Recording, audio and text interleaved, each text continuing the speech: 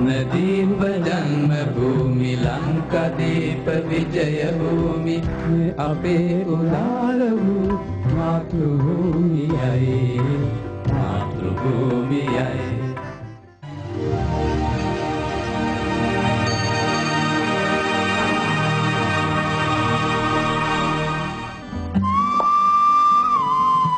The wide sweep of Sri Lankan history, spanning nearly 25 centuries, is recorded in the island's chronicles, the Mahavamsa and the Chulavamsa. Few countries in the world can parallel this impressive record. The rule of 186 Sri Lankan kings came to an end with the capture of Sri Wickramarajah Singha, the last monarch of Kandy, by the British. In 1815, Sri Lanka became a colony of the British Empire in terms of the Kandyan Convention, signed on the 2nd of March, 1815. The island suffered foreign invasions and incursions from long ago. Waves of invaders swooped down on northern Sri Lanka from neighboring subcontinent India from time to time. Western powers made inroads into our land from the 16th century. In 1505, the Portuguese arrived in Sri Lanka and held sway over some maritime areas in the country. The Dutch followed and established a temporary toehold. But British imperial rule that began in 1815 brought the whole island under its colonial administration. Deeply chagrined and disquieted by British rule, the people of the central and Uva provinces and also in the south of Sri Lanka staged sporadic uprisings against the British. These were ruthlessly put down.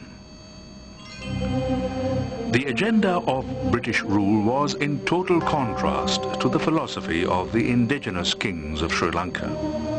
Those monarchs, with the exception of a few tyrants and despots, were generally benevolent and were preoccupied with the well-being of their people. The kings were the force that unified the people to construct stupendous edifices of the twin strains of Sri Lankan culture, the spiritual and the worldly. The stupas and the irrigation works symbolized these two streams, the religious and the secular. The most eloquent tribute to the pragmatism of these ancient rulers and engineers is the fact that some of those constructions and public works, the stupas and the tanks, even today, after thousands of years, are still functional. The British, while organizing the land to exploit its resources to the maximum to achieve their goals of trade and commerce, provided certain welfare facilities and an infrastructure.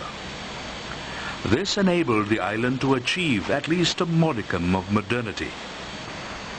A positive endowment on Sri Lankan society by the British was the granting of universal adult franchise in 1931, ahead of most other Asian countries. Continued British rule and the culture of privilege and patronage associated with it bred a strong sense of patriotism.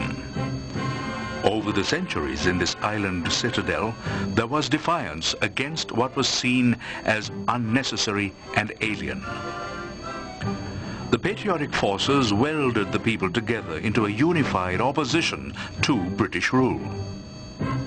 Differences of caste, creed, and community were discarded as they forged a common front to oust British imperialism. The Sri Lankan bid for ridding itself of British rule was not a bloody struggle of the type that took place in India. On the contrary, Sri Lanka was granted sovereignty through agitation, negotiations, and dialogue. D.S. Senanayaka, Ponnambalam Arunachalam, T.B. Jaya and a whole host of dedicated freedom fighters pioneered the independence movement. Their efforts were crowned by Sri Lanka being granted sovereignty on the 4th of February 1948. And today, on the 4th of February 2004, we celebrate the 56th anniversary of Sri Lanka's independence. D.S. Senanayake, the first Prime Minister of sovereign Sri Lanka, initiated a process to bring back our indigenous values that would pave the way for self-sufficiency. The imperial rulers ignored much of what was required to restore Sri Lanka's national prestige. In 1948, when our forefathers first set out along the path of freedom, they envisioned a truly free and united Lanka. The first Prime Minister of independent Sri Lanka, D.S. Senanayake, said after unfurling the national flag in February 1948, "Our nation comprises many races, each with a culture and a history of its own.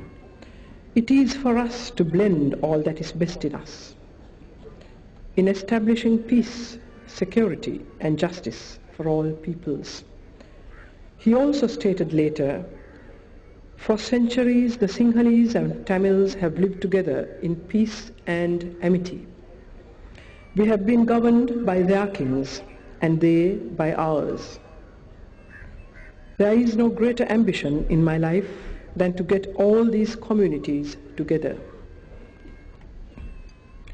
One of Sri Lanka's greatest sons, Ponnambalam Arunachalam, spoke in similar vein. "No scheme can be perfect or satisfy everybody. We must all give and take.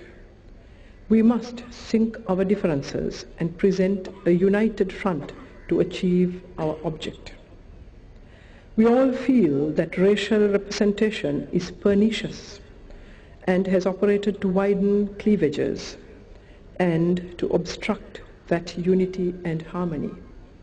While we celebrate the 56th year of independence, it is important that we remember those who contributed toward this achievement, but who remain unknown and anonymous. With the achievement of goals, sometimes those that contribute to such may be forgotten. The celebration may draw all and sundry into the exciting events tied in with the accomplishment, and just a few actors are seen and heard parading the stage and giving vent to their flamboyance, while those players who actually worked hard and long to secure the achievement may be out of sight, behind a veil of anonymity.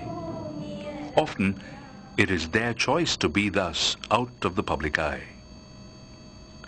With the passage of 56 years, it deserves to be recognized as to who indeed were the major and minor players in this effort toward establishing an unfettered nation. It behooves us to recount in detail the story of Sri Lanka's effort toward national sovereignty, and to record with accuracy the many who contributed, regardless of their stature, as to whether they were playing a minor or major role in the accomplishment of the objective. Glancing back, we vividly discern the evolution that occurred in post-independence Lanka. In the first years of Sri Lanka's independence, it experienced a period of social unrest. Those who were once unified against the common foe began to quarrel and bicker amongst themselves. Communal disharmony that came in the wake of the withdrawal of colonial rule continued to plague Sri Lanka for several decades. In spite of these social constraints, Sri Lanka has continued to make surprising headway on many fronts. The fact of women being stakeholders in national social development is amply attested to by Mrs. Sirimavu Bandaranayake being elected the first woman Prime Minister in the world.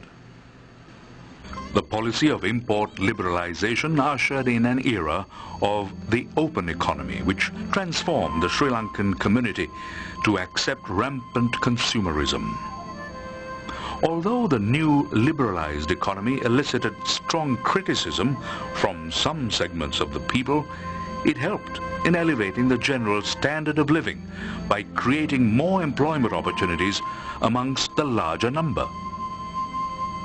Succeeding governments addressed the central issues of society, despite daring defiance of voices raised against such procedures. A massive housing project was launched with the end aim of providing shelter for all. The accelerated Mahaveli development program transformed fallow lands into lush fields under cultivation. Hydropower began to be generated to banish the darkness in many parts of the country. Post-independence history was marred by recurrent insurgencies that claimed tens of thousands of lives in the south, and the terrorism in the north unleashed a carnage that tarnished the image of Sri Lanka in the eyes of the world. Though these factors retarded the progress of the land substantially, it is remarkable that Sri Lanka could hold on tenaciously to its goals of development. We in Sri Lanka perhaps know better than most the tragedies that conflict and terrorism create. In my own country has been ravaged by a 20-year conflict. It has caused over 65,000 deaths. 800,000 are internally displaced. Tragic stories abound. Children who will never see their fathers return home, mothers who have lost their sons and children who even today innocently step on anti-personnel mines. I have talked to the disabled soldiers and the dispossessed, the people who have no homes, and those who return to the northeast to find war-torn ruins and once productive fields sown with landmines. Today, our peace initiative has won international acclaim. In an unprecedented gesture, the world community has pledged extensive support to Sri Lanka to enable the land to deal effectively with the social and cultural impasse that has thwarted Sri Lanka's attempts at achieving its full potential. As we look back from the vantage point of the 56th year of independence, we clearly discern a steady march towards a brighter sense of accomplished nationhood. Economic growth may be symbolized by the bumper harvest in paddy that Sri Lanka's fields yielded in the year 2003. The processes that have been set in motion to rationalize the price structures of essential commodities to relieve the burden on consumers are evolving satisfactorily and fast, in spite of the turmoils the country could not help but confront in the recent past. In today's world, information technology is vital, without which modernity, efficiency and development for all would never be achieved. In the recent past, information technology has proved a vital input to Sri Lanka's national development. We have been able even to contribute to the global information society. A new spirit of freedom and liberty has begun to pervade the land. Through legislated deregulation, a liberality has been infused to society, especially to the media. Human rights has become a hot topic. Access to information and the people's right to be informed is an aspect that has been debated and pursued. After 2 decades of devastating confrontation that claimed the lives of more than 60,000, we're at least on the path to peace. Our joint national resolve as we celebrate the 56th anniversary of independence is that we will never allow this opportunity to slip through our fingers. An unprecedented impetus to the much-needed peace process was the signing of a Memorandum of Understanding, the government with the leadership of the LTTE. This represented the vision of the Honorable Ranil Wickremesinghe, the Prime Minister.